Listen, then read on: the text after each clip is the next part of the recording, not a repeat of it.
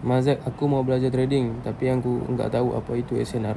Sini aku ajarin dulu apa itu SNR. Nonton video ni sampai habis, langsung kamu terus faham apa itu SNR.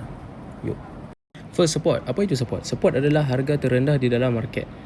Selalunya kalau price sampai di support, price akan mantul ke atas. Tapi kalau dia pecah ke bawah lagi, price bisa lanjut turun. Resistance pula apa? Resistance adalah opposite untuk support. Kalau supportnya lantai, resistennya atap.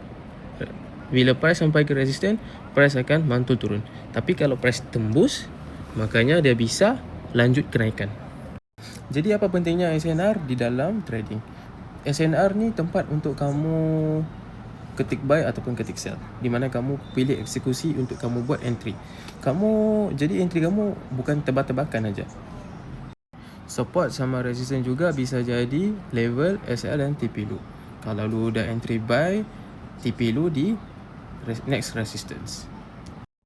Kalau aku selalu marking support dan resistance di time frame H4 dan H1. Kerana apa? Kerana zona resistance di H4, zona support resistance di H4 dan juga H1, price tu sering mantul. Kalau sering mantul, sering jadi.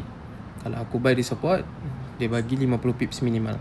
Kalau aku sell di resistance, 50 pips minimal.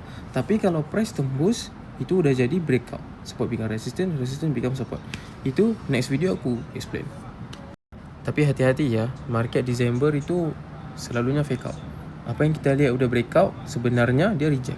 Jadi hati-hati sama time frame dan juga zona kamu. Cara kamu marking itu pastikan betul ya.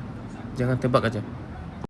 Masuk rumah biruku, aku ada bagi ebook gratis beginner guide untuk SNR kalian. Yuk, antas gratis ya.